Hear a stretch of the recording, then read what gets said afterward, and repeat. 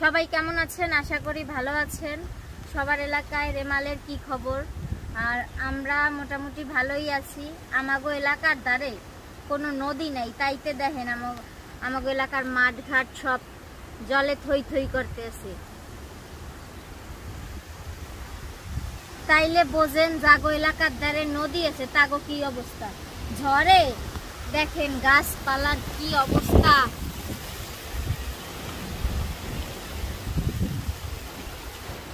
আমি যে এই জায়গায় দাঁড়াই আছি মনে হইতেছে যে আমার উড়িয়ে নিয়ে যাবে, এইরকম বাতাস।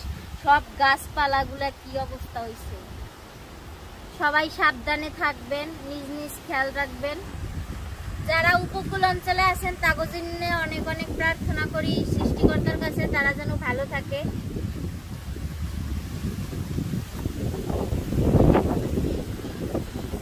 কি অবস্থা এখনো, মানে বাতাসের কি গতি দেখছো? আমার মনে হয় ঘূর্ণিঝড়। আমাদের রান্নাঘরের পাশে জালনা, মানে জালনার ফাঁক দিয়ে এমন ভাবে বাতাস আসতেছে যে আমরা রান্না করতে পারতেছি না। ঝড়ে আমাদের বাড়ির অবস্থা দেখেন। আমাদের তো এমনিতেই নতুন বাড়ি, ছোট ছোট গাছ, আর সেই ছোট ছোট গাছগুলা ঝড়ে একদম কুপুকাত হয়ে গেছে। এই যে দেখেন পেয়ারা গাছটা কি হয়েছে, এদিকে হেলে পড়ছে। পেয়ারা গাছের ছোট ডালও ভাঙছে দুই একটা। আর এই যে দেখেন কি অবস্থা, ঝড়ে একদম ছন্ন বিচ্ছন্ন অবস্থা। আম গাছের অবস্থা কি?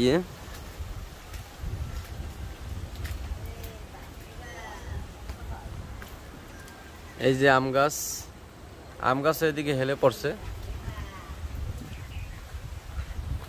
ওই যে দেখেন আমাদের সামনে একটা বাড়ি, আর ওই যে দেখেন বাথরুমের কি অবস্থা। বাথরুম কিন্তু ভেঙে পড়ছে, দেখছেন।